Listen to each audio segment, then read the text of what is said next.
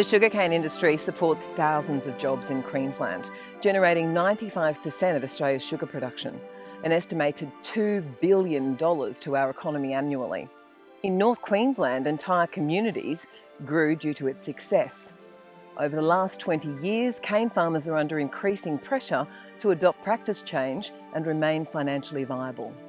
Mark Castelanelli follows in his father's footsteps. He credits programs like Project Catalyst for inspiring him to continue adapting practices, achieving improved outcomes. Probably one of the first projects I got involved with Project Catalyst was a nitrogen reduction trials. And like all other farmers, and change is always difficult.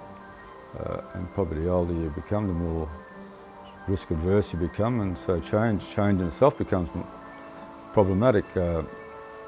So being involved with the trials and having professionals involved with that program of those trials and benchmarking the outcomes of those trials against where we were and against other farmers, and to see that the reductions that we were making with our nitrogen use weren't having a detrimental effect, certainly gave us confidence to move in that direction. And without having been through that program, I don't think we would have had that confidence to sell off, maybe not sacrifice, but sell off as much nitrogen. It has a knock-on effect. By being able to operate the place more efficiently, you can do things in a more timely manner, and by being able to do things in a timely manner, you're improving productivity straight up, So we're on a program of EM mapping and prescription fertilising for the whole farm, but the EM mapping side of it, we've probably only done about 30% of the farm at this stage, but as we roll out new plant blocks each year, we'll get them all EM mapped and soil analysis done on them. We've moved into different fertiliser regimes this year with our soil mapping, and pharmacists have done a prescription fertiliser program. Last year we've made a move into pulse crops, soys through summer, and we've grew a spring crop of mums, and we'll be following the mums up with a summer crop of soy.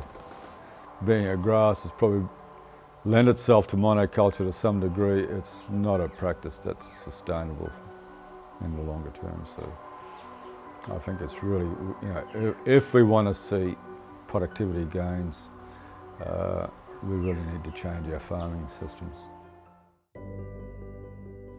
Project Catalyst forerunners like Mark are setting the standard for proven practice adoption across the industry. 10 years ago, David Russell and wife Marty bought 115 acres and struggled with varieties and soil condition. New to the industry, he's keen to learn. I have a dairy farmer background, so I come in blind. I just knew milk and cow shit, really. People told me it was grass, it grows. So, yeah, but like everything, it's a bit more to it. The farm was in pretty reasonable condition. The chap that had it before me, he didn't have it for long, and he turned it all around and changed the paddocks into longer paddocks, which is less fleaming, less work, which is good. That was all done before we took it over. We do a lot of soil tests. When we cut, if we obviously burn our cane. I don't rake any trash. I work that back into the ground. Like, I'm a big one on or organic carbon, compaction and all that sort of thing we look into, But yeah, I mean, it's all trial and error. We've got a long way to go, there's no doubt about it. I mean, I like to think we're young enough, so let's live and learn. We're pretty determined, and yeah, we're still here. The catalyst, to grab a pun, for this trial was to try different emollients and see what the outcomes might be, because soil emollients aren't a cheap exercise, and I think if you're going to start spending money on that, you really want to be confident again that what you're doing is money well spent. And we saw an opportunity there to actually put some numbers around the plus and minuses of using emollients. So we set up some replicated strip trials, gypsum and lime, gypsum by themselves, and it just so happened that I was putting a bit of ash on the farm at the time, so we did a strip trial of ash as well. The emollients didn't perform as well as what we expected.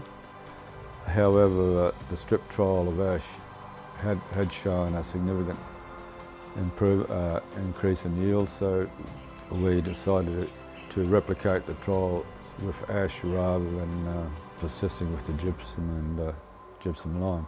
The crop is in dry down mode at present, so I suppose the things that we'd be looking for, if there is any areas that are still predominantly greener than the rest of the field, that would certainly indicate that those areas are holding more moisture than the others that aren't.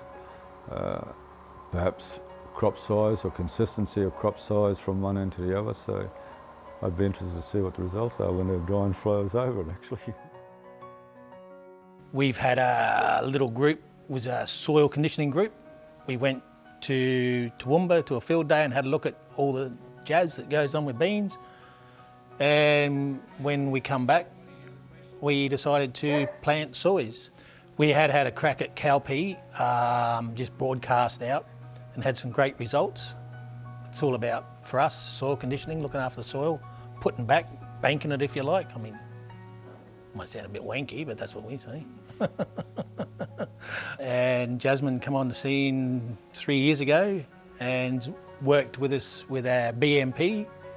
I did a trial on this farm with nitrogen runoff a couple of years ago, and nobody wants nitrogen runoff. I mean, we don't buy a fertiliser to run it out of the reef and be a bad person.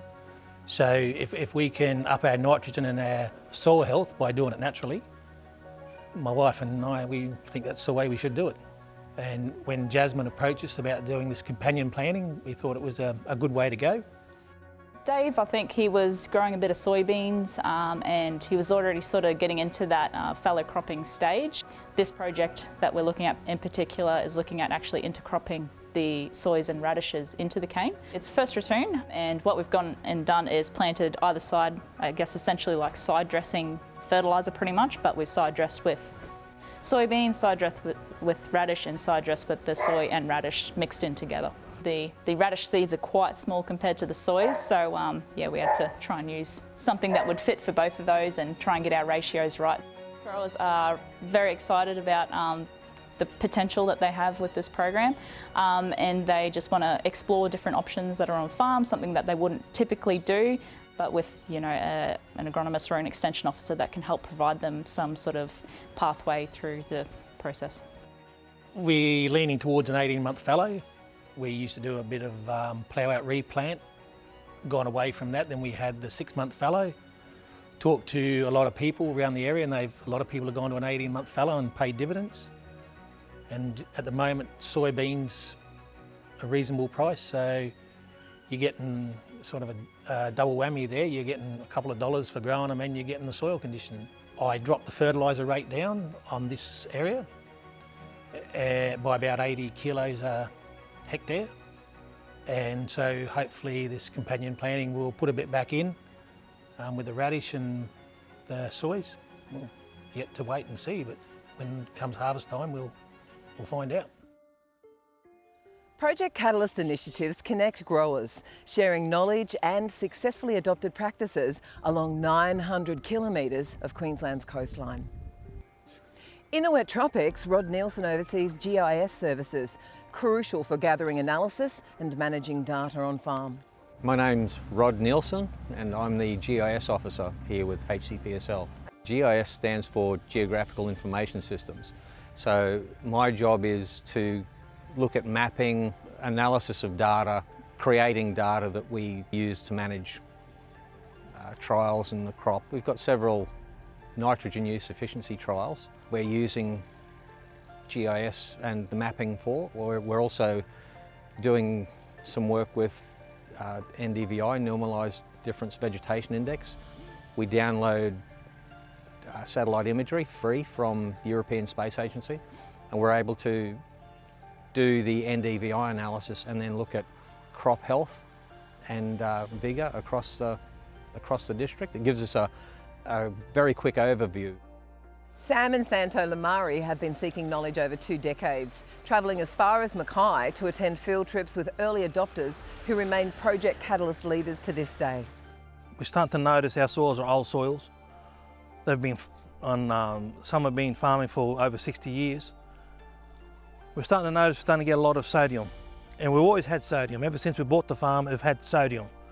And we're always trying to address it by putting ash, we're trying to address it by putting lime, but once this EM mapping's come in, we have found that we can target our spots.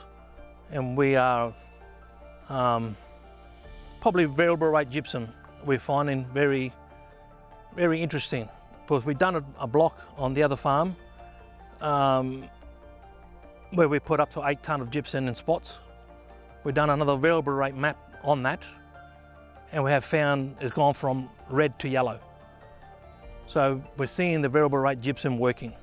We've got a 70 hectare farm just down the road here, and what we've done with that one was it's all EM mapped, and with that there I can see the zones through the whole farm, and it's pretty consistent right through it. I don't want to just sit with gypsum, I want to improve the soil in them areas. And one of the things I'm looking at is in the future look at green waste, because sodic soils are low in organic matter, and organic matter can also help bind the sodium up and lets the crop grow. I was invited to as a friend of Catalyst 3 years ago, but I was interested always because farmers were always talking about it, you know, what they were doing, what they weren't doing. So you always look outside and see different things.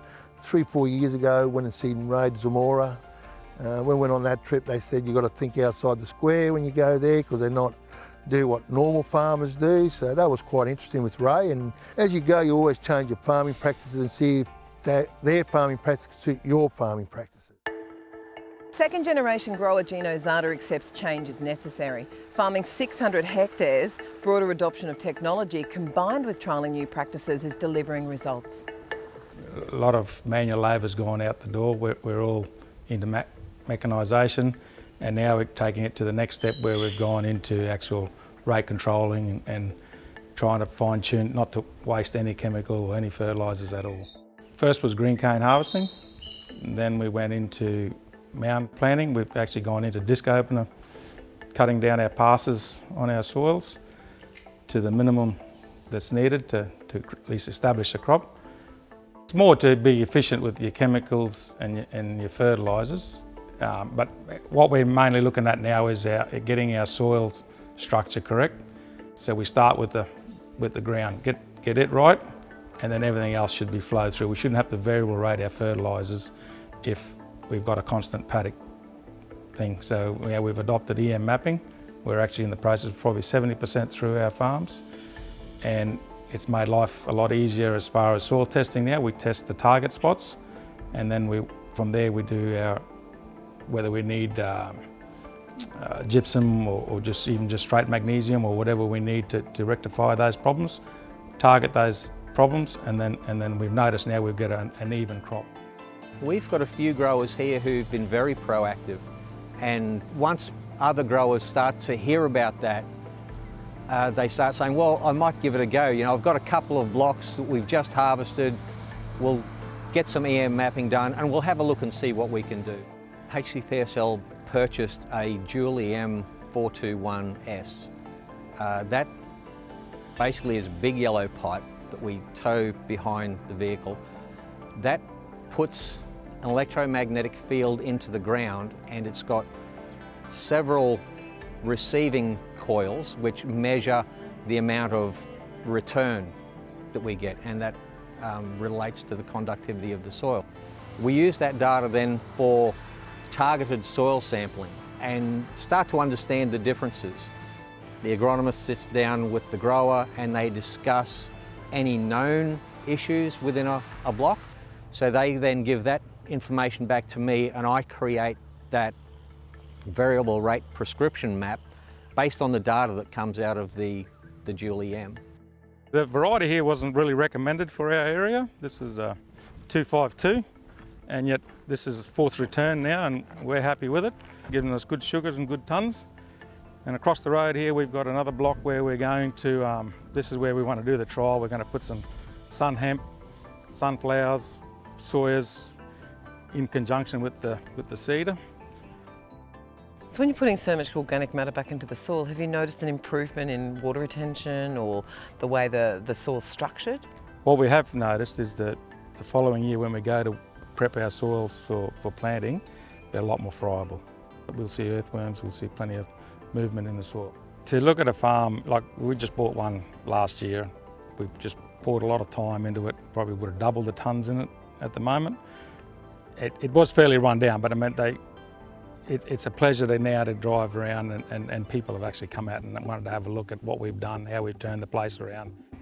We need to be here for quite a few more years yet, and the reef's on our back doorstep and we need to look after that. All our river systems here, most of our farm goes into sediment ponds, which we then either irrigate back onto the cane or we let that water just overflows out. So we've set up quite a few of these around the farm. The last few years we've probably gone into, well, we've changed our row width because that's seeing what other farmers have done, and also we've gone into looking at more into soil health.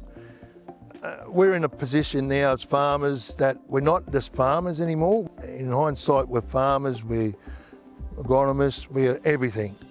We also got to be environmentalists to what we do. We just can't. Within reason. We're within reason. You've got to understand what you're doing, where things are going. There is change out there, as much as people deny it. So we've got to adapt the changing environment and changing regulations, we've got to go with the flow.